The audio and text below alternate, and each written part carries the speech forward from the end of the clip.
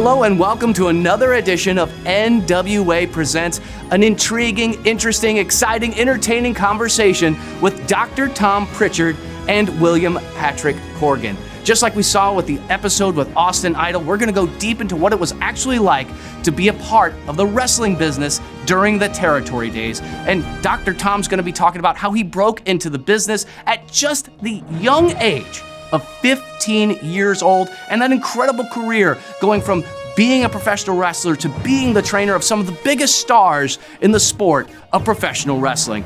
Also, we're going to be going back into the safe, into the vault of William Patrick Corgan, going into that memorabilia, the pictures, the programs, to get all those crazy stories that only Dr. Tom remembers, some stories that have never been told on camera before. Let's get to it. So, Dr. Tom, take me to your first memory of professional wrestling on television. I remember walking out in my living room in El Paso, Texas, and 4 guys are hitting the ropes at the same time. And it's this crazy, wild masked guy coming in the ring and doing these outrageous moves. I couldn't tell you what it was, and that captured me right away. I remember hearing Dory Funk Jr., Dory Funk Sr. talk about Terry Funk. Young Terry Funk is coming to make his debut on TV next week right here on Championship Wrestling Saturday afternoon, man. And it hooked me for some reason. You had these crazy, wild, insane-looking maniacs on black and white TV, if you can imagine. I didn't even have the opportunity to see it live in living color. But the black and white action and the way these guys talked and the way they came across is these were some abnormal, they weren't your average bears. These weren't your next door neighbors. These were guys you could only see either on TV or you had to pay a ticket. You had to pay money to go to some building and watch these huge, gargantuan, larger-than-life characters come out and do battle. What would have been the building they were trying to get you in? The El Paso County Coliseum. Is it still there? As a matter of fact, well, it was 20 years ago. I'm just thinking probably, yeah. 20 years ago, it was still there. If the Coliseum wasn't available, they did the judging arena, where they judged cows and horses and stuff like that. But this is Texas, West Texas, cowboys. And the Funks were the heroes. You had villains. You had Harley Race. You had... Let me bring up the Infernos. Let me bring up the Von Brauners. These guys were foreign, nasty heels, man. Coming over to the United States of America to take on our heroes, the Funks, the West Texas zone. Dory, Terry, and Dory Funk Sr. These guys right here, the Infernos, wore the blue satin mask. They were from Europe. Managed by J.C. Dykes, Esquire. That stuck in my head as a kid. I didn't know what Esquire meant, but oh my God, it sounded so official and so evil at the same time, man. This guy, yeah, J.C. Dykes and the Infernos. One had a club foot. He had a birth defect growing up in Europe. Now, was that a shoot or was that a work thing? Well, of course it was a shoot. It was all a shoot to me back then. But the point is this. These guys came from Europe. We didn't know if they were brothers or not. They kept a mask on. They're pretty much the same size. And one guy had a foot that was shorter than the other. He had to adjust with a built-up boot. And occasionally in the match, his foot would go to sleep, and he'd have to tap that toe. And wouldn't you know it, the referee was with the other guys on the other side of the ring when he tapped his toe, and all of a sudden he hit the babyface in the head. The babyface would go down, and when he came up, he was bleeding. I mean, a crimson mask all over his chest, and it was incredible. J.C. Dykes brought a whistle to ringside to give them signals on what to do. The promoters banded against them and sold whistles at the matches for the fans. Can you imagine? Horrendous, looking back on it now, yes.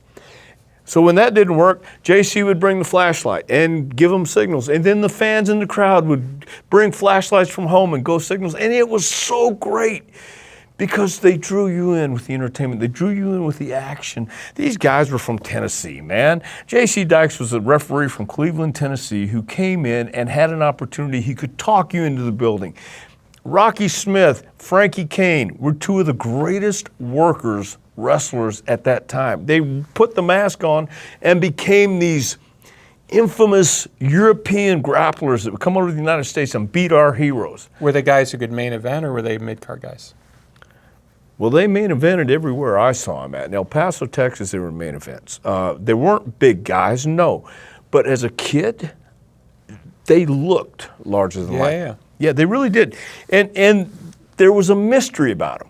We didn't know they were from Tuna Fish, Indiana. We didn't care.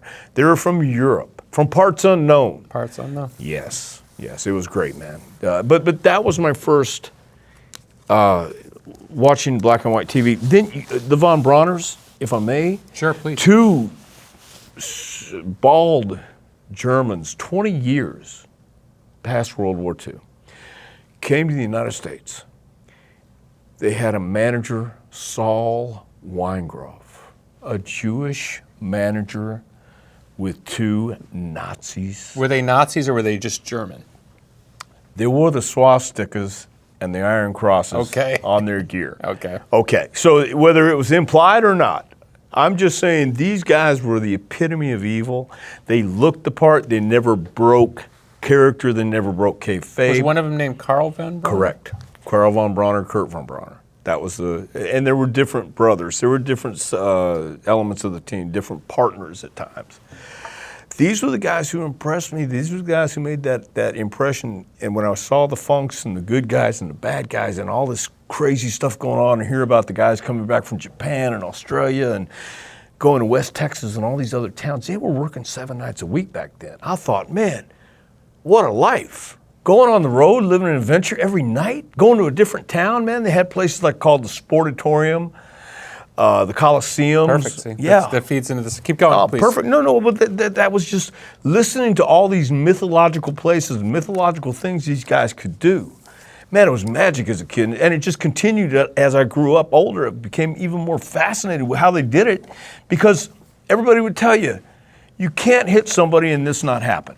Well, I'm saying I'm watching these guys, and these guys would hit each other, and you would see the eye come up, and you would see actual blood. They would do what we call hard ways back then, just to convince the fans that what they were doing was legitimate and authentic.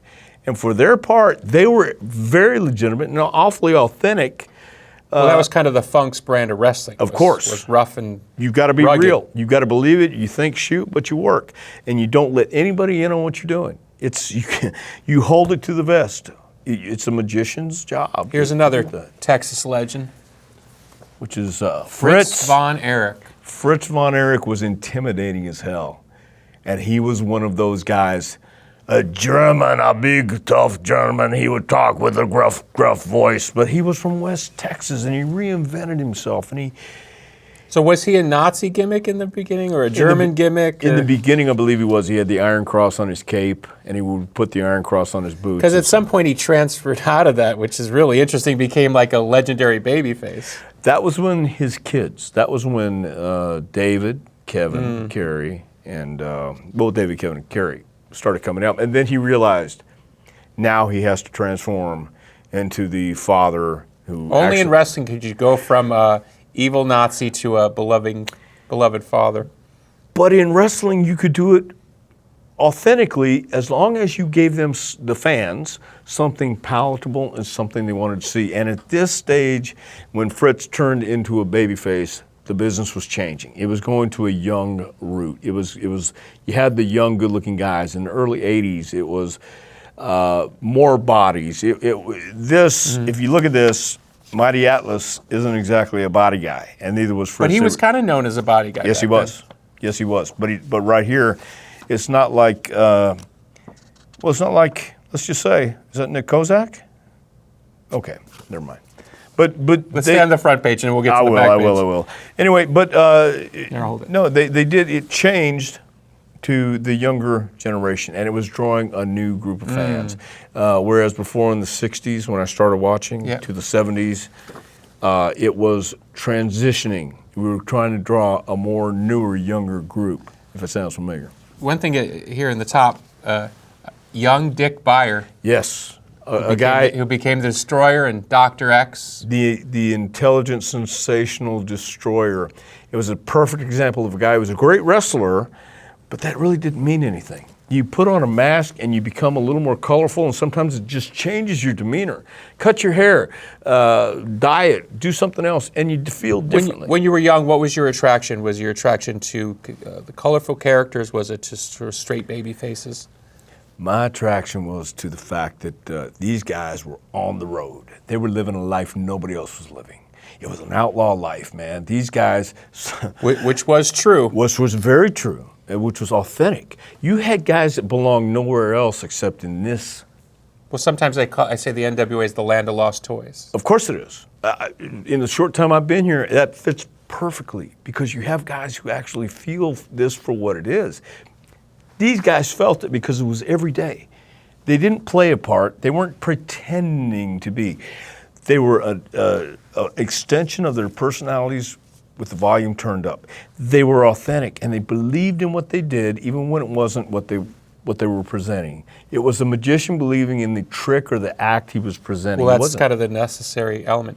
Tell me, because I'm fascinated, because I had similar experiences with being attracted to wrestling at a very young age. Who was the first wrestler that you really connected with on a personal level as a young fan? Well, it was the Funk family. It was Terry Funk, Dory Funk Jr., and of course Dory Funk Sr. had a unique way to deliver his message on TV, especially as the patriarch of the Funk family and the heroes of West Texas. Those were the guys that drew me in. Right. I mean, just because the heels would do angles with young Terry Funk, the Von Brunners, who I talked about earlier, would come out and knock him out, cut his hair, hit him in the ear, blood coming from Terry Funk's ear. Back in those days, that was unique. Terry Funk has always been a unique worker, but those guys drew me in. Guys like the Von Brauners, the Infernos, the Heels, the fact that these guys could get away with criminal acts on TV. Yeah. And I told my mom, call the cops. She says, look, the cops are already there. They know. But it was so convincing that people would hit the ring. Throw out a name from that Funk territory from that time in the 60s that we may not know that you still remember fondly as a worker. As a worker in the 60s? Yeah. Harley Race, Nick Kozak. Was he still Handsome Harley then? Handsome Harley Race turned into Mad Dog Harley Race in the Amarillo territory. Do you know why, if I might explain why? Please, yeah. This is what sparked me up. It's rare to talk about. I know it is. But Harley came and was running roughshod over everybody as a heel. A guy named Grizzly Smith, who was a legit 7-foot-tall redhead hillbilly from Kentucky, the Kentuckian Grizzly Smith coming into West Texas. And Grizzly's gimmick was he had the cast iron stomach. I don't care. You can punch him, you can kick him, you can take a baseball bat. Hell, I don't care if you get on your 16-foot ladder, climb up there, and you can jump on my stomach. You can't hurt me. And they would do this every week on TV for about 4 weeks. Harley Race would be destroying people on the same show. 4 weeks comes or 5 weeks comes, and Harley says, hey, I got my ladder here. Where are you, Grizzly? Are you coward? That's one thing you don't do is call somebody a coward in wrestling. You know that. And Grizz came out the next segment. Harley went in the ring, put the ladder up, had 2 guys holding the ladder.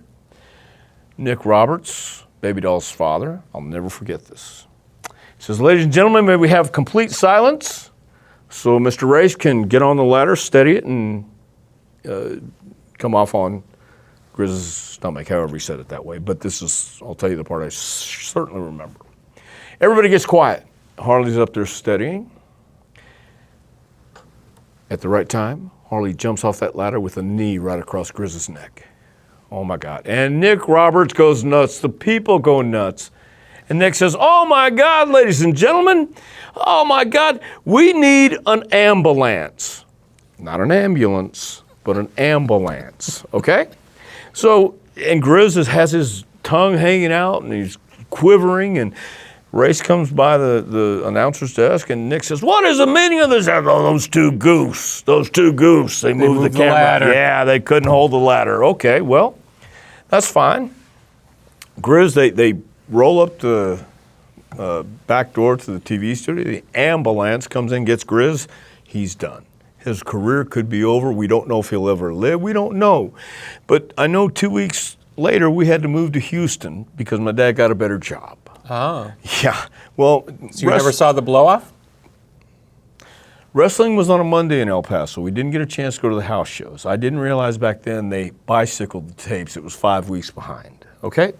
Ah. Okay. I see where this is going. Oh, well, let's hope so. We moved to Houston. Houston is on Friday Night Wrestling. We get to go every week now because tickets are $5. My mom wants to get out of the house. Take us with her. What a better place.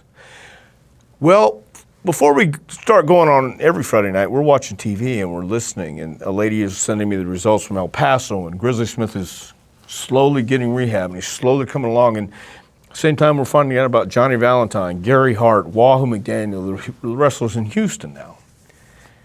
And about 4 weeks in to our stay in Houston, Paul Bosch, the promoter, says, ladies and gentlemen, returning to Houston Wrestling next week to get revenge on Johnny Valentine for coming off the second rope with the bionic elbow on his stomach. Grizzly Smith is going to get revenge on Johnny Valentine. 2 weeks after that, returning to El Paso miraculously is going to be Grizzly Smith versus Harley Race for revenge of jumping off the ladder. When I broke in the business and I got to meet Harley and Grizz, I told them the story, and Grizz says, yeah, he had a 5-week tour of Japan. Nobody knew back then. They would go over to Japan. You didn't have internet. You didn't, have a lot of conversation. So those guys, Grizzly Smith stuck in my head. The Funks, Harley Race, the West Texas crew. Gary Hart stuck in my head because he came across as such an evil, convincing, slick, sly shyster. And it was authentic, man. That was a fantastic. Was that when he was still a wrestler? Or he was still a wrestler. He was just starting to transition into being a manager, but he was wrestling on occasion too. Yeah. So let me take you one step since you're talking about Houston here. Yeah. This is a program from July 12th, 1968. Yes. From the Houston territory. Right before I got there, yes. Yes. Well, let's see who is on the front. Was that Duke Kiyomuka? Tag team title return, Duke Kiyomuka and Grizzly Fritz versus Hart handcuffed to Kiyomuka. Usually put the card in there, so there's your card, and there's Dusty right there. This is Dusty. Is he from Fort Smith, Arkansas on this? I sent him a program I had where they labeled or they billed Dusty Rhodes from Fort Smith, Arkansas. This was, I believe, the year or right after. Let's look at this card real quick. But go ahead, keep going, please. No, I was going to say the year Paul Bosch actually took over for Morris Siegel. Morris passed away. But Fritz Von Erich versus spoiler number one, Don Jardine was a guy who had the size, he had the gravitas, the vibe of this big, huge, dangerous man, and he had the glove. Put a glove over that hand, and that claw was lethal. And he could squash, well, he couldn't squash apples, but he could squash your head. Fritz Von Erich, obviously, was a babyface against Spoiler in this one, but they're labeling him from Dallas, Texas already. Fritz tells Mama Koninsky, Gene Koninsky is still the champion in '68. Extra added attraction, Fritz Von Erich versus Gary Hart. If Von Erich wins, he gets Gary Hart. No doubt they did that. No doubt they did that. Yes, yes. We got Grizzly Smith versus Billy Garrett. Remember Billy Garrett? I do remember Billy Garrett. I actually do. Mike Produces is another old school guy, an old time wrestler that once I got in the business, and I had my first match in 1979. But all these guys had a history and had a story, especially for the young guys. I was enamored. I was in awe. I was going to hold up this card. Yeah, I was in awe when I would come across these guys or happen to meet them when I first broke in. And it was never disappointing, man. I met Dr. Jerry Graham in Los Angeles my first night in. Dr. Jerry Graham has a colorful past. He had a colorful present. A little bit. Yeah. But he was awesome. He was awesome to meet a guy like that.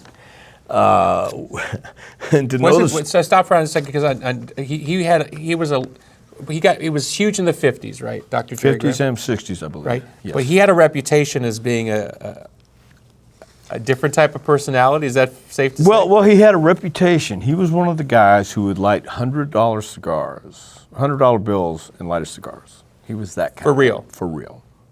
Was he working? Or when Well, was he, well, or when was he not working? he actually lit the $100 bill and would But light Buddy the- Rogers used to.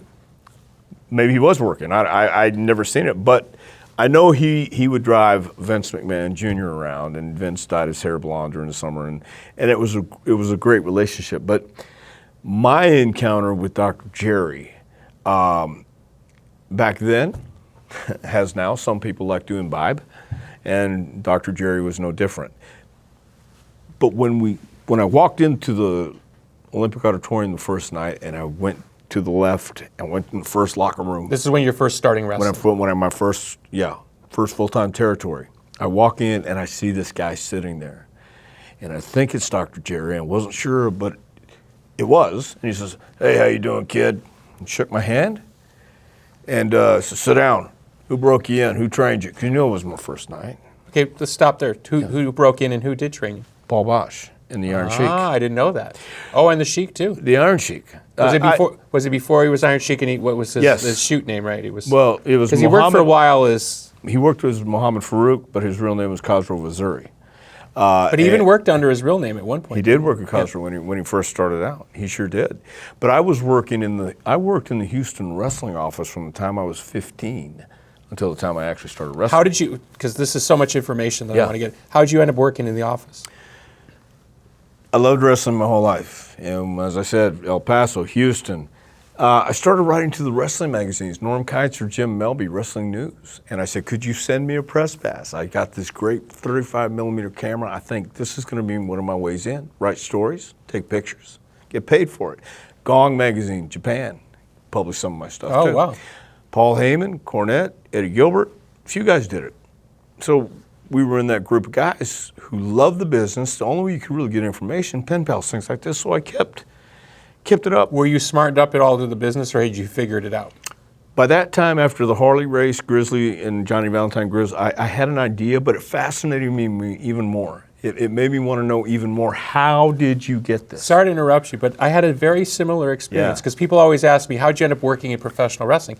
It's when I got to know some of the guys behind the scenes, Yeah. and they explained the business to me, I became more fascinated. Yes. Because it's an amazingly complex culture that has developed over 100 years. It is the coolest culture that's developed over 100 years. And the great thing about that was, I was looking for a way in, and my brother Ken, who has always been there, picked me up from school one time when I was 12 years old. He had called Paul Bosch and got me an appointment to sit with Paul and say he would like to take pictures of Jack Briscoe versus Wahoo McDaniel next week. Now, Paul Bosch, That's amazing. it is amazing, at 12 years old. You must have had a lot of faith in you as a 12-year-old. My brother was great and Paul was great. So Paul gave this guy a chance. Were you aware of Paul's Oh, yeah. legend? Now, obviously, he was the promoter in the NWA. That was his territory, Houston. But were you aware of how far back his actual wrestling career went? Paul had a great wrestling office with all kinds of memorabilia on the walls, pictures, and great stuff. So when we would go down to get our tickets, Oh, you'd see it. we'd see it, and we knew. And Paul would always put himself over on TV as well. He's a great man, but you have to have an ego to be great. And that's fine. you must have a performer's ego, and he certainly had a performer's ego. He commanded respect. He did a lot of great things for the community. And so this is why I'm intimidated. It's this big 6'3", 6'4" man with these huge cauliflower ears, and this man that I want to be a wrestler. You're too small. You'll never make it. So yeah, it was. He gave me an opportunity, and I'm at ringside. How was that first meeting with Paul Bosch? My brother brought me in there. It was Mr. Bosch. This is my brother Tom. Nice to meet you. Come on in. I had my press pass in my wallet because I carried it everywhere, just in case. You never know when you're going to need that. But verbatim, he took the press pass, he pulled something out of his desk, like a drawer, and went, okay, so you'd like to shoot Briscoe Wahoo this week, huh? Yes, sir, I would. Okay, we could make that happen. Just like that. Great man. He could see in my eyes, and I think my brother never told me what he said to him. My brother was a veteran. Paul was a veteran. There's a connection. Yeah. And there always is that beautiful connection between veterans. Yes, it is. It's a respect that goes past anything. And Ken, I'm sure, said, my little brother wants to do this, and it was awesome. So I got to do that. It didn't come out. No. It didn't work. The film didn't happen. I overexposed. This was a great story because I got to do it again. They had a rematch anyway. I got to do it again, so Paul gave me another chance. Oh. Then I got published, and I brought it to Paul and showed him. I'm sure he was very happy about that. He was very happy. And as it happened, Paul was getting a new office. We helped move from the 2022 Sanchez Center at the corner of Gray office. It's on here, right here. Wait, we're 2022 Sanchez Center at the corner of Gray to the 1919 Caroline at the corner of Pierce office. Okay? And while that's going on, it's the summertime, and my brother got me a job, Ken again, got me a job at Montgomery Ward selling shoes. You ever sold shoes? Don't. And I hated it. And I came by to pick up our tickets one day. I'm loath to ask why you shouldn't become a shoe salesman. Is it the feet? It's the people. So that's why. Don't sell it anyway. But I'm telling the ladies behind the counter, the ticket booth, about my experience selling shoes, how terrible it is. Paul had come out of his office and said, that's going to give you, that job will give you some of the best stories of your life. How would you like to work here? Now, it sounds incredible. It sounds and you're 15 years old. Yeah, 15 years old during the summer, okay? 15 years old. He had a patch of grass. He had some grass to mow. He had errands to run that would become mine now, and he saw my passion, I truly believe. So I said, yes, he paid me $75 a week. I found a check. I would do it for free.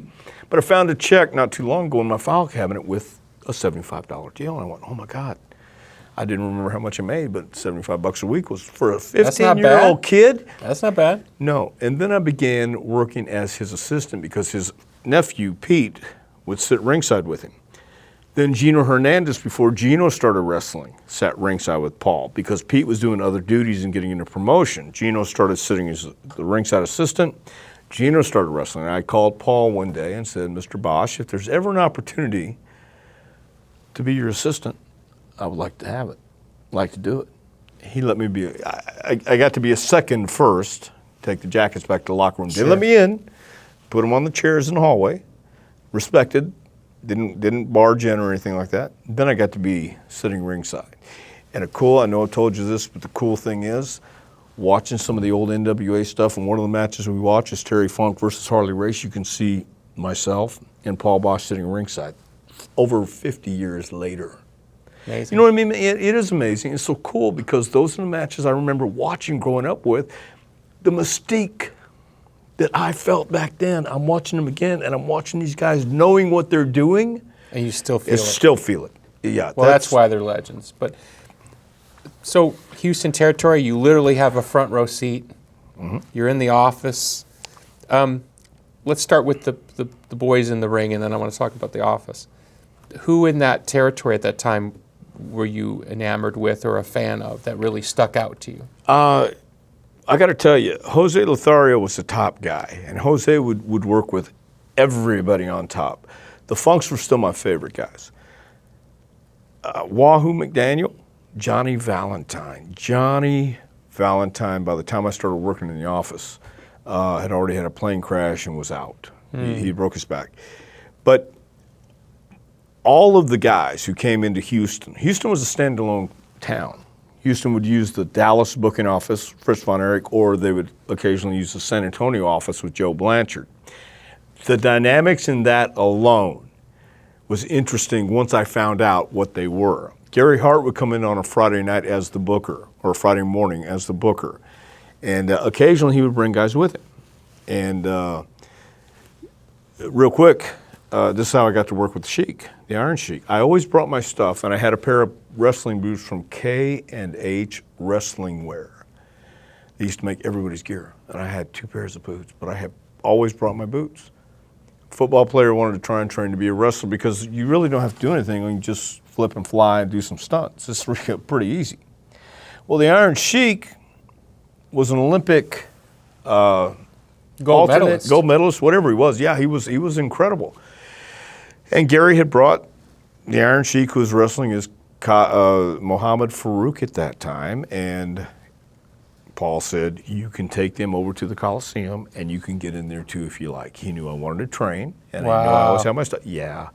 Well, I have my wrestling boots and I have my Real Pro Wrestling tights because, I ordered from K&H Wrestling Wear. And we go to the Coliseum. This is the first time I've been in the dressing room. Nobody's there, but we walk in this big room and I'm going, it's just one room. Cool, even better. Now I'm going, all right. So I'm putting my stuff on, and I see the Iron Sheik, Khosrow, putting on a singlet and wrestling shoes, amateur wrestling shoes. Wait a minute, well, where's the pointy toes? And that wasn't it. He took us in the ring, stretched us, put me in a hold where I still don't know what it was, and says, scream. And I said, okay, so no, scream louder. And made me hurt and made me feel it. Did the same thing to the football player. We repeated this 2 more weeks, and the football player says, the hell with this.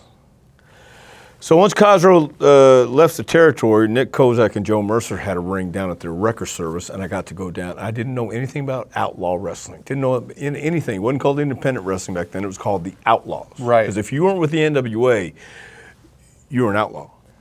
Was there heat between those guys and the Bosch office? Yes. Yes. And why did you go down there? Well, because it was Nick Kozak. Nick Kozak didn't have any heat with Paul, neither did Joe Mercer. But the guys that were coming down there, Paul would not book them because they were outlaw wrestlers in his territory. I get you. You follow? Yeah. But it was not serious enough to say, no, I don't want you hanging out with those guys, because it was an opportunity. And I told Paul I was going down to Nick's. So he knew? Yeah. He knew. Okay. He knew. And I was working at the office at that time too. So it was those guys, like the Iron Sheik, like Gary Hart, that I saw something then that they're coming to the office. Gary and Paul always had this feud on air on TV, but Paul's not telling me what's going on, but he's actually showing me to see how I'm going to react, I guess. You know what I mean? Because I never asked questions. If they don't want you to know, don't ask. Yeah. Yeah, so, okay, great. You're going to tell me when it's time. But just watching the guys come through the office sometimes on a Friday, or Fritz von Erich showing up on a Wednesday, and I had to go take a FedEx package for him from the office and then drop him back off at his hotel, and they would make small talk with me. How long you been with Paul? Yeah, what do you do here? I don't know. I would take guys after the matches to the airport or wherever needed to be. And that was my way in. And even the more I learned about these guys and the more I was around them, were they eccentric, or were they just wearing funny hats and funny clothes? I don't know, man. I mean, it could have been a little bit of both, but it was intriguing. NWA fans, get ready to see the ultimate pro wrestling spectacle live. Join us Tuesday, January 31st for NWA Powerrr, live from the Knoxville Convention Center. Saturday, February 11th, don't miss NWA Nuff Said on pay-per-view, coming to you live from the Egypt Shrine Center in Tampa. But that's not all. Mark your calendars for 2 back-to-back Powerrr tapings. It's WEDU Studios in Tampa, Florida, Sunday, February 12th and Monday, February 13th. See World Champion Tyrus, World Women's Champion Camille, EC3, Matt Cardona, and many more of today's top talents as they battle it out for dominance in the ring. Don't miss out on all the action. Visit NWATix.com for tickets and order NWA Nuff Said on FITE TV today. The National Wrestling Alliance. Wrestling as it's meant to be. Back to the office a little bit. Trying to phrase it the right way. Because same thing. You have a front row seat to how a working territorial NWA office is working at the height of the NWA. Yes. Were you cognizant of of how important what was happening was. I mean, I know you're a fan and you're obviously invested. You've made that clear. But were you aware of sort of like the bigger implications behind it, or in your mind was it still very local? No, I was very much aware because Paul was an active member. I've read and heard different things that he never was an actual member of the NWA. Yeah, I've heard different things along that line. Too. But he was always on the phone with people and always going to the NWA conventions in Vegas or wherever they may be. And I was aware because Paul booked outside talent. He would bring people from different territories. He would even bring in the WWF champion. He brought in Bruno. He would bring in people from the AWA. That might have been why he wasn't there was a lot stuck in the NWA politic. Correct. And Paul wanted to do his own town. And Paul was a great payoff man. And, pardon me, you could see the good houses, the great houses, and then the really bad houses. And but it was obvious and evident that Paul was a big deal in professional wrestling. We always knew, and he always plugged the NWA, as did El Paso, as did most of the places in the country. But I realized that when you had a guy like Dory Funk Jr., the world champion, coming to the town, or you had a guy who was an international star like Ernie Ladd coming to the town, or the Fritz von Erichs, or you'd see these different people, Superstar Billy Graham had came from the AWA, Ken Patera, all these other stars you knew Paul Bosch was a mover and shaker in professional wrestling. Yeah, you didn't have to, it was right in front of you, right? Correct. Yeah. Yeah, see, it's sort of mind-blowing because there is that deeper, when you read in the NWA history, there's that deeper politic about how they would get together and decide who was going to be the champion and rotate around. And then there are those situations like with Mr. Bosch where it's like sort of a slightly different thing where you see that, and because I have control of the Houston library, and you see those weird things where there's WWF stuff in there, and you're like, you wonder how that politic would work. Well, it was WWF with Vince Sr. Yeah, and they had that old school, man. You got to remember, the NWA was only founded in 1948. I was born in 1959. Paul took over in 1967 from Morris Siegel. If you look at the history, the history with Antonino Rocca. Right. The history with Antonino Rocca, he was in Texas first. Colonari, however you pronounce the name, came and stole him away, supposedly is the way it goes. Because I had mentioned Antonino Rocca one time in front of Paul, and he said, I never want to hear that name again. I thought, oh my God, I had no idea. Oh, interesting. Because Rocca was a huge draw, so that must have been a big deal. And that's why Morris had him down there in Houston, and Texas was working the territory when Siegel, the booking office, was out of Houston at that time, and he would have that entire part of the state. Then Ed McLemore broke off, and they went to Dallas when Morris passed away. Mr. Siegel passed away. Right. And so Rocca was one of their big stars, and he had him under contract. Kowalny, I guess in the dark of night, however you want to say it, took him up to Madison Square Garden. It was never the same. So there's a lot of heat there, I believe. What was the Houston, did Bosch have a loop? No, Paul had Friday nights. But if you were in Dallas, I believe Dallas was I want to say Monday, maybe Fort Worth was Tuesday. Then a spot show on a Wednesday, spot show on a Thursday, and they might have done TV. Well, it was back to Houston because that was the money town. Right. San Antonio, Wednesday was TV in San Antonio, Friday was always Houston, Thursday was Corpus Christi, Monday, I don't remember, and Tuesday I don't remember. But it was, you were busy all the time. Okay, now let's jump to you becoming a professional wrestler. Because my understanding is you started as a professional wrestler, let's call it in a more constant sense, in Los Angeles. Well, I had my very first match in Bryan, Texas, and worked around. The guys I was growing up with, and not just Nick Kozak in the ring. Real quick, I have to clarify this because it kind of goes it'll connect the dots. Mark Lewin, who was a big star in the 50s, 60s, 70s, and even somewhat in the 80s, Purple Haze and Kevin Sullivan, things like this. Mark Lewin was working in Houston alone, just that one town.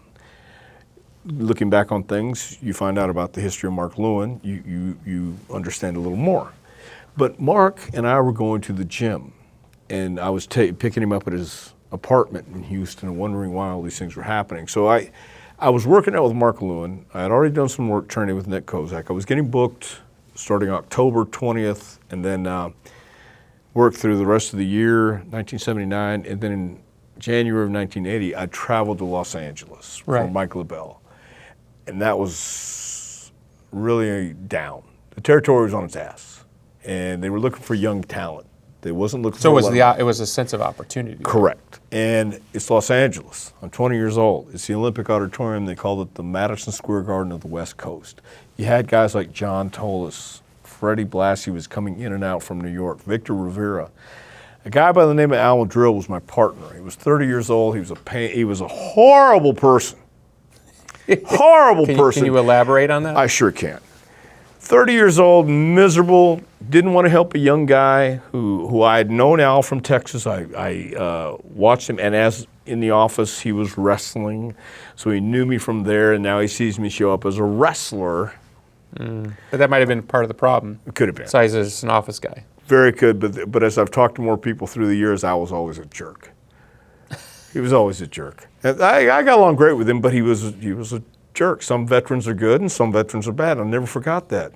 The young guys coming up in the business, you can either help them or you don't. Or you could be a hindrance, and Al wanted to be a hindrance. So that was an education in going up and down the roads, learning how to work every night, pretty much. I think we had 4 nights a week there. It wasn't a full-time schedule. It wasn't great, but it was an opportunity to go and learn how to work in front of TV. They had a huge ring. The atmosphere, the ambiance, living in Van Nuys off Victory Boulevard, I'll never forget, always coming into Los Angeles to see the Hollywood sign. And I'm thinking, God, how much better does it get? Well, so anyway, that was the learning experience. Again, meeting some of these guys, Gene LaBelle, what a character, but what a nice man. Mike LaBelle was more of a shyster and I mean that in all due respect, because back then most of the guys. Because you obviously have a tremendous amount of respect for Paul Boesch. Paul Boesch had a very good reputation with the boys. In this case, what would be the difference for you as a talent dealing with somebody like that who's, I don't know. Not as honorable might not be the best way to put it, but maybe a little bit around the lines. Is it too stiff? God, Satan? No, not quite that. Not quite that bad.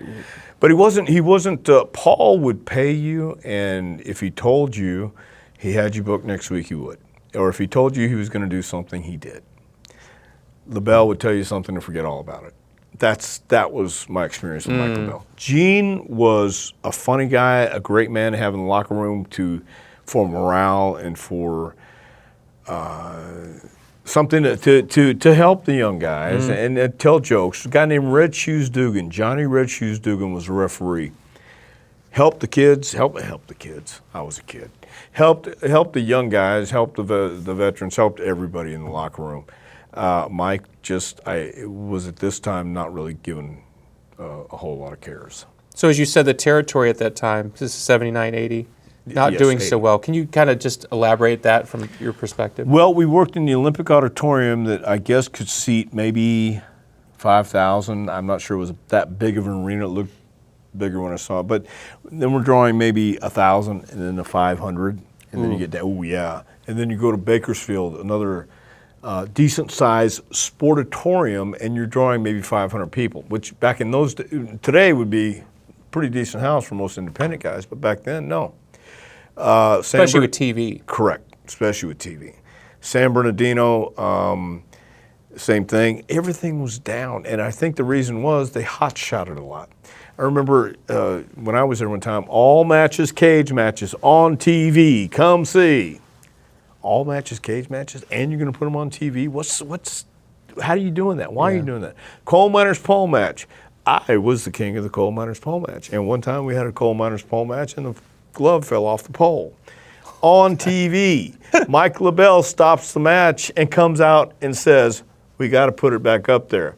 One of the crew shimmies up the pole like it's nothing, and puts the glove back on the pole. So we can't get up there, but this crew guy, yeah, that was it.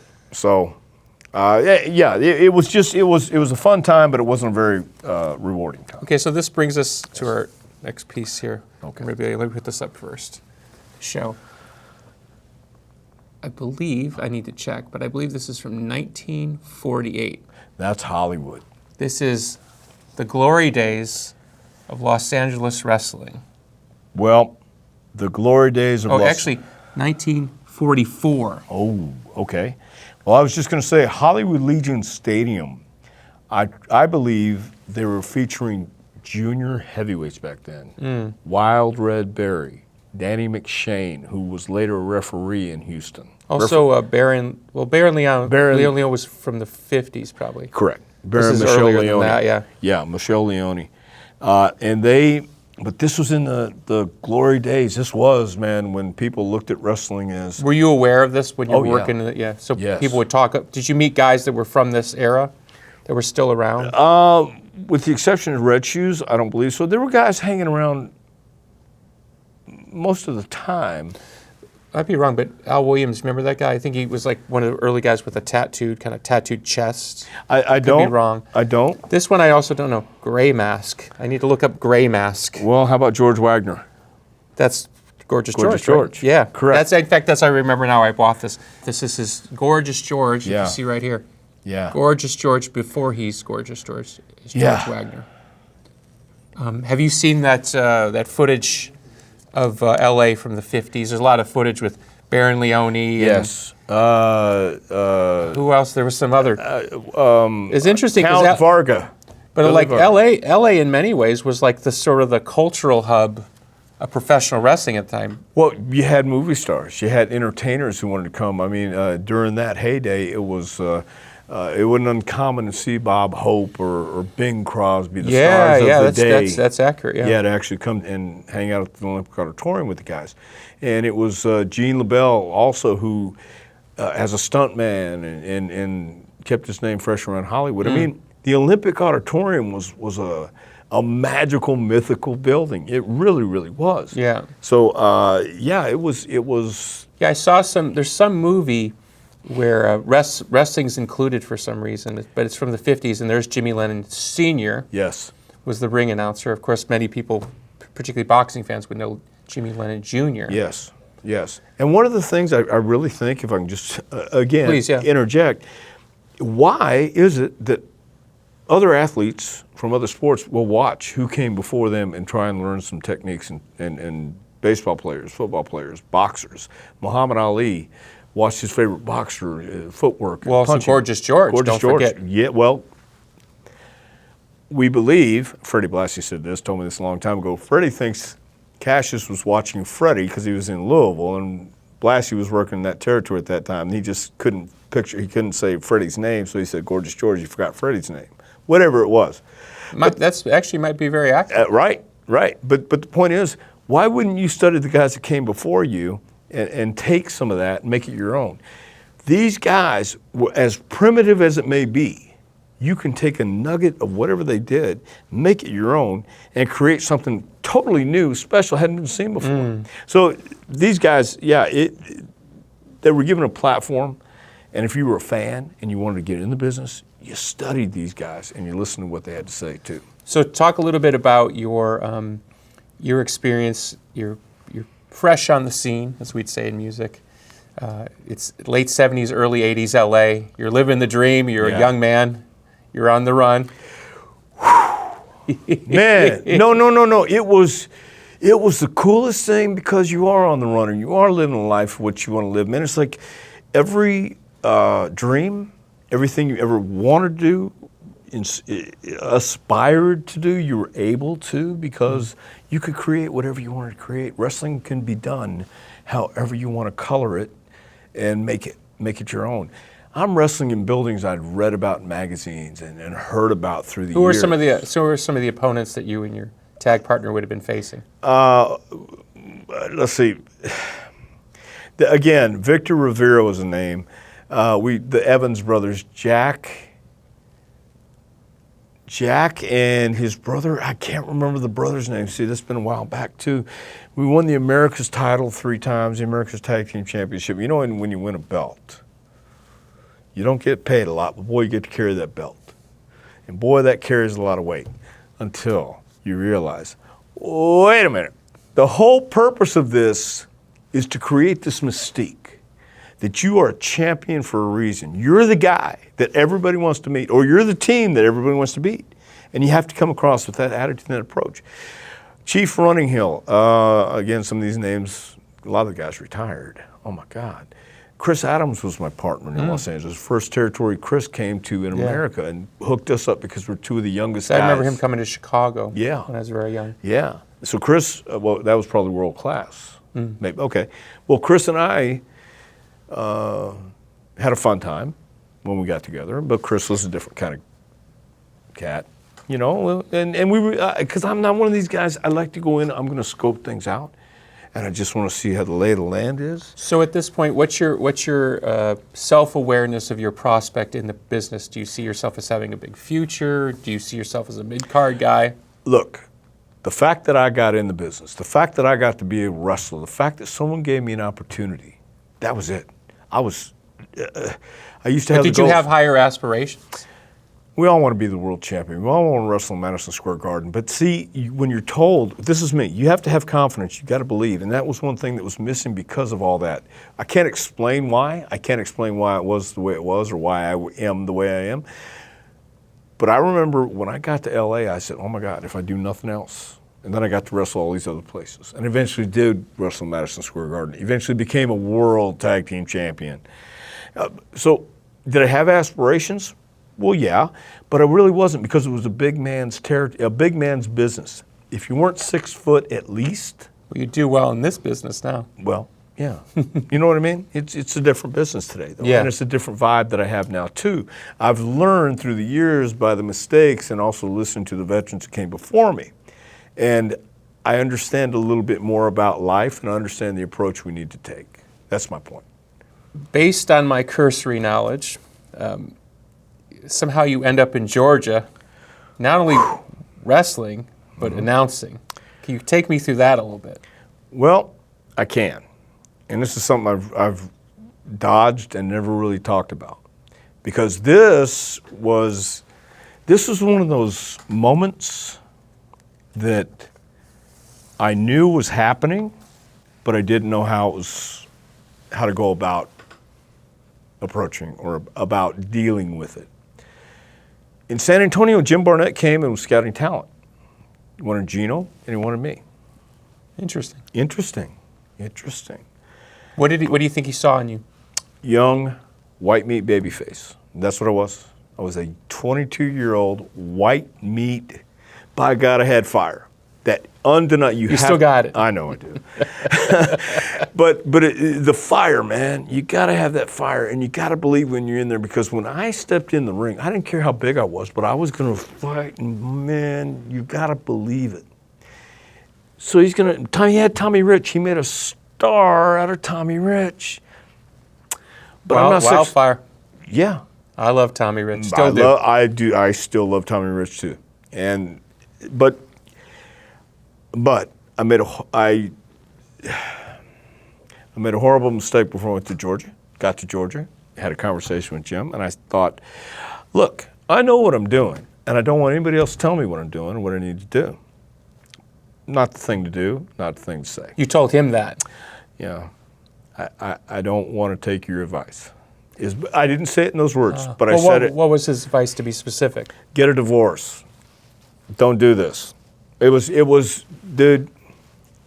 a crazy, crazy time in the business, a crazy time in my life.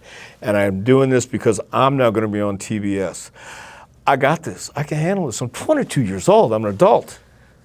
Shit.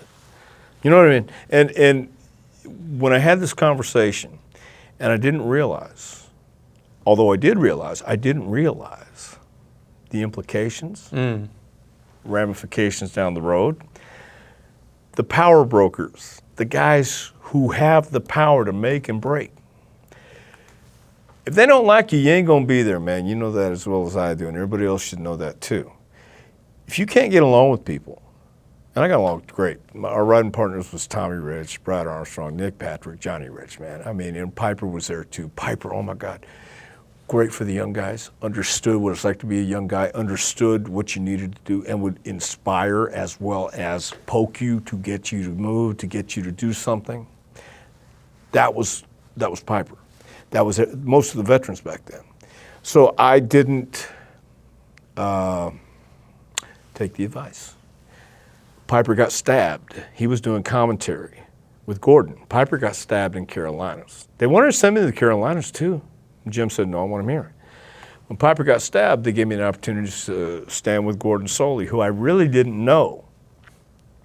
But what an awesome guy, man. The best. I mean, to stand next to him, but to listen to him and to tell stories with, and to listen to his stories. That was part of the education. Go to the studio on a Saturday morning. Man, you'd get there early. Some guys never went to bed. Culture. You get there, you work, you'd wrestle, have a show that night. Sometimes it was Chatsworth, Georgia, or as Terry Gordy would say, the Omni, although the Omni was an awesome place to be, awesome place to work, awesome place to, the dressing rooms, the catacombs, the various places. Yeah, that was a magical time with that company and certainly that roster. Yeah. So that's why I like this piece of memorabilia here. Get a little Ole Anderson. Yes. We'll flip it around. We got Big Kettering lad in the back. And I got to say, Ole was always great to me, and every time I've seen him through the years, in the last 20 years, even though his mind is not there, he's always been great Was to me. Ole the booker? Yes. Yes, he was. Because I've heard the stories, of course, from our friend Austin Idol. Wait a minute. What's the... Oh, go ahead, sorry. He's not your friend? He's my friend. Talk a little bit about Ole as a booker. Because the stories are legion about Grumpy Ole. Yes, but here's my take, especially years later. While I was there too, he was always nice to me. I wasn't involved in the big picture though. When you have top guys, sometimes he'll deliver a finish, what he wants, because he knows where he's going. And the top guys don't always want to do what the booker wants. Michael Sounds familiar. Correct. It's always been that since day one, because you know you're going to have conflict. Yeah, of course. But Ole, as with a guy like Bill Watts, was always wanting to always looking for new talent and giving new talent an opportunity, even though they couldn't see it in front of them, in spite of themselves sometimes, if you listened and you followed what he said. And this also sounds kind of familiar. Correct. But that was the truth. If you just paid attention and followed the yellow brick road, you'd be okay. It's when you start overthinking. Yeah. So this is a weird way to put it. So you're in the moment, you're seeing it up close, but now that we look back all these years later, how do you view him as a booker? I thought he was great. I mean, I look back at some of that stuff. It's Tommy very Rich. strong. I did not see the angle with Tommy Rich to get him over, but I heard the story. Yeah, with Abdullah and Tommy gets massacred, and Tommy's this lanky, tall kid, and he's just nothing.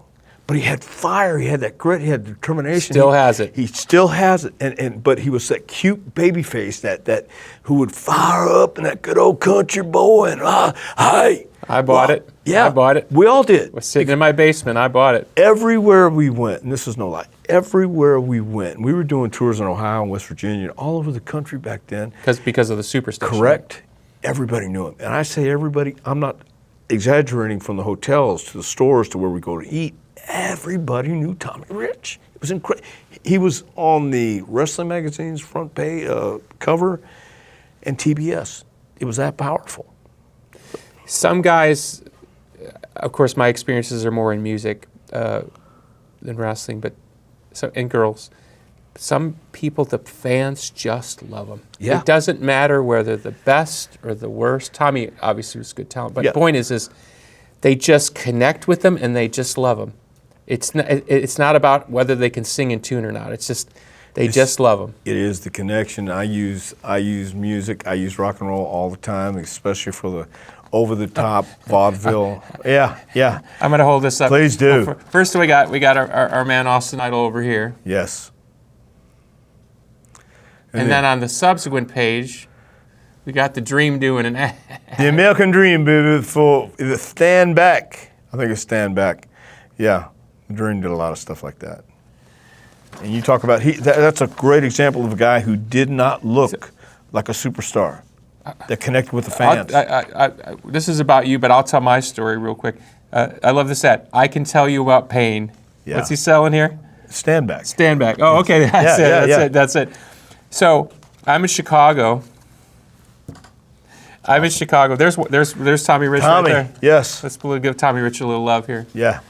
So I'm in Chicago, and as you talked about a little bit, it would be weird because I would be getting Georgia Championship Wrestling, and of course we would get AWA, and then there was Chicago territory, which was run by Bob Luce. Yeah. So I'm in my basement there in Chicago, and they start talking about whatever promotion I was watching. The American Dream, Dusty Rhodes is coming. Dusty Rhodes is coming. And every time they say his name, it was Dusty Rhodes is coming. Yeah. And they built him up, and they built him up. And so I was like, I got to see this Dusty Rhodes. They put him on television. I said, that's the American Dream? Yes. Are you kidding me? But I did not get it. I did not understand. Well, wait a minute. But if you go back, and these days especially, look back at the trilogy, Dusty Rhodes versus Superstar Billy Graham in the Madison Square Garden. I've seen it. Trilogy, man. They are stars. This guy, he is the son of a plumber. He was the son of a plumber. He looked pudgy. He had the bruise on his gimmick right here, and but he had fire. He had that connection. He had charisma. Okay, so stop. Your opinion at the time of Dusty as a worker. Yeah. No, he was a performer. He was an incredible performer, and it's not about wrestling. I've never heard one person ever leave the arena saying, what a hammerlock that John Cena put on tonight. It's not what it is. You need to know that stuff. But if you don't have the razzmatazz and all this stuff and everything else. The same thing. They just love him. They loved him. He knew how to talk to you and tell you, look in that camera and say, I need you. Come out, just support me one time. And we'll do it all for you. And just come with me. Reach out and hold my hand where you is. Because you're going to come with me, we're going to get them together. The Four Horsemen, you put America on bad times. Hard times, if you will. And it's all these years later. So good. It still matters. Hard times because it was that good. And it connected. So that's one of my, to proselytize for a second, that's one of my arguments, and I want to talk about Ernie Ladd here in a second. That's one of my arguments about where I think the wrestling business as a whole has gotten a little lost. Historically, the wrestling business was about taking people who had talent and represented different communities for different reasons, whether it was ethnic background or about a certain kind of swagger or vibe. I was the beach guy, or right. I'm from Venice Beach and all that stuff. And the public would connect with these outsized characters not because they were perfect, but because they were one of one. Yes. And now a lot of wrestling on television that we see, it's hard to tell people apart. Somebody in the NWA office says it's like watching a bunch of swimmer bodies. Good point. Yes. You know what I mean? Nothing wrong with that. Nothing wrong with that. I wish I had one myself. But just a quick detour. How did we get here that these outside characters mean less in the business today than they did for 100 years? Because anyone can go rent a ring, buy a ring, and get in the ring and wrestle and become that fantasy character they want to become. In the old days, when you had the NWA as the leading organization in wrestling, you had the WWF was an offshoot from the NWA. The AWA was an offshoot from the NWA. You had to belong. You had to pay dues. You had to be licensed. You had commissions. You had people who were sitting in the promoter's office saying, I would book that guy if he was the last guy on earth because he looks like crap. He doesn't go to the gym. He doesn't have professional gear. He doesn't believe it himself. So how am I to expect him to make others believe? You have to believe it, man. It's got to come from your heart. You have to have the passion and the feeling, or it's not going to come true. You've got to believe, and that's the problem I think we're missing today. See, speaking of a guy who really is underrated, and I am a fan of, and was a fan of at the time, is Ernie Big Cat Lad. Yes. Did you interact with Ernie? I got sent to, I got booked in Louisiana when Ernie was down as an assistant booker with Bill Watts. And he would sit with you after your match and say, come over, sit on the learning tree. Everybody come over here and let me, why'd you slow down? Next time you grab the arm, you twist it like this just a little bit and let the people react, let it breathe. And he's the guy who would tell you that. And he would tell you in a way where you would have to listen to him because it's a story. He's telling you the story. But he was a very commanding presence. Very commanding presence. He was 7 foot. Yeah. Legit 7 foot, and he would tell you what you needed to do. He would give you advice. He would give you words of encouragement when you needed it. He'd tell you when you were horrible. Bundy, you're stealing from Mid-South Wrestling, Bundy. Can't call him Bundy because he'd go out there and be lazy. And he'd call him on it. He'd say, you're being lazy. Look, you need to step it up if you want to make anything of yourself in the business. You need someone like that, and there's very few around that can do it. He's an interesting guy, right? If you look at him in the modern context of professional wrestling, not a great professional wrestler, but he always drew money. He was almost always in the main event. So Right. give me, as a guy who wants to understand that from your professional perspective and somebody who understands it from the ring perspective, why does a guy like that draw money when the average 2022 wrestling fan would say that guy can't wrestle? You can't teach 7 foot. You can't teach someone to be physically imposing. You can't teach that attitude. You either have to have it or steal it. You know, larceny's alive and well. Take somebody's personality, make it your own, man, and be believable. You have to practice if you don't have it naturally, and where it becomes natural. Don't do it until you get it right. Do it until you can't get it wrong. Ernie Ladd didn't do it just pretending. That was Ernie. From the football field to professional wrestling, he had that gravitas. Without that, I think that lacks a certain amount of authenticity. Authenticity, people can smell it, feel it, taste it. But if you're faking it, phoning it in, not being real, no, man, don't even try and sell me that. Okay, last thing I want to ask you here is, as you're coming up and you're finding your way to a very successful career in professional wrestling, was there somebody that you grew up idolizing, or somebody that you saw in the business that was successful that you said, not that you wanted to be like them, but you thought, if I could put those pieces together like they did? Yeah, Terry Funk, definitely. Terry Funk was the guy who had it all because he never broke character. Even in the locker room, man, I remember starting out when beginning in Georgia he came. And Terry's walking around the locker room. And you grew up idolizing him. Correct. So now you're there. Now I'm there. Yes. And in the locker room in Georgia, my towel is sitting on my bag. And Terry's just being Terry in the locker room, which is entertainment. He never stops working. He's enjoying himself. He's having a good time. He works from the minute he leaves, probably from the minute he wakes up. But he grabbed my towel, and just like he was working out with it and going around, I said, and I need to take a shower. I said, Terry, could I have my towel, please? And he looked at me and said, oh, yeah, here. Just threw it at me, just to see if I was going to ask him for it or not. But if you could be like Terry Funk, who everything he did was authentic, and he believed it, and made you believe it, that's a case study. That's why, again, I go back to Harley Race versus Terry Funk. Any of the matches you watch, it's not all the moves they did. It's how they did what they did and the in-between details, those moments in between the moves and the spots. Yeah. That's the magic. That's what ties it all together. So you thought, if I could put it together for myself that way. If I could have the timing of a Terry Funk, if I could go out there and do it, which I always aspired to do, but Terry was one of a kind. You had a lot of guys trying to mimic him and imitate him, but that was it. Piper was another guy in the back who was a pro, who understood. If you loved wrestling, he respected you. And you earned his respect, though, because he would test you and he would poke you sometimes. But at the end of it, I wanted to be the guy who's at least going to help or give you some encouragement. Even if it's okay, nice shoelaces. If that's all I got, okay, take it, use it, do what you can do with it. But those are the guys that inspired me to at least try and do better. Just one quick curiosity question, because I remember watching it. When Terry had that kind of late run with ECW, Yeah. What was your perception of that? Because you were such a fan from the beginning. How'd you take all that? Because awesome. he had an incredible run with ECW. Awesome, because that was Terry.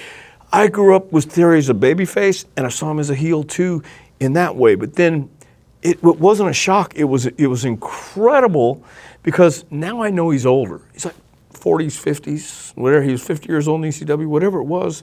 Then he came to Smoky Mountain Wrestling, was doing these moonsaults on top of the chairs. Look, no matter who you are, when you get to a certain age, it feels different than when you're 20 or 25 or 30. Terry Funk always had that passion. He wanted to go out there and be that crazy guy that Johnny Valentine used to have a saying that said, I may not be able to make you believe in wrestling, but they'll damn sure believe in me. And that was Terry Funk's motto too. He would go out there and give everybody their money's worth and then some. Terry could start a riot in 2 minutes. Awesome. It's incredible talent. Incredible stories that haven't been told anywhere else on camera. You're getting it right here on NWA Presents. Remember, wrestling fans, the NWA is headed to Knoxville for our first ever live NWA Powerrr. Tickets available at NWATIX.com. Mark your calendar. It's January 31st from the Knoxville Convention Center. I'm Joe Galley. Thanks for watching.